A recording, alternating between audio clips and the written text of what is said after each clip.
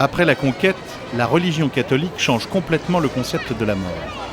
On la voit comme quelque chose de redoutable. Un squelette avec une faux évoquant les peines de l'enfer.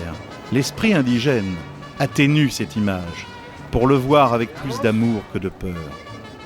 Depuis les cultures précolombiennes, le symbole essentiel du jour des morts est le crâne. Sur les crânes, en sucre ou en chocolat, les gens cherchent leurs prénoms pour les manger ensuite avec une joie singulière. Les morts ne font pas peur. Les personnes qui nous ont aimés de leur vivant ne nous feront jamais de mal.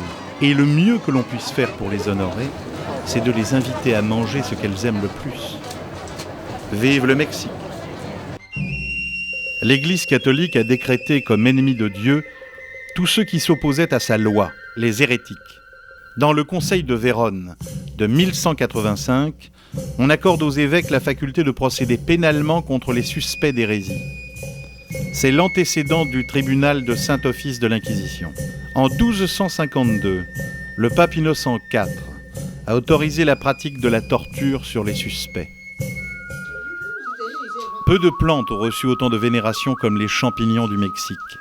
Par leur caractère sacré, les Aztèques les appelèrent Teonanacalt, ce qui veut dire chair de Dieu.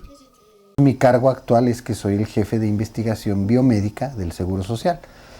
Los psicotrópicos se emplean en las culturas tradicionales o en las medicinas tradicionales para producir un estado peculiar de alteración de la función nerviosa que facilita la percepción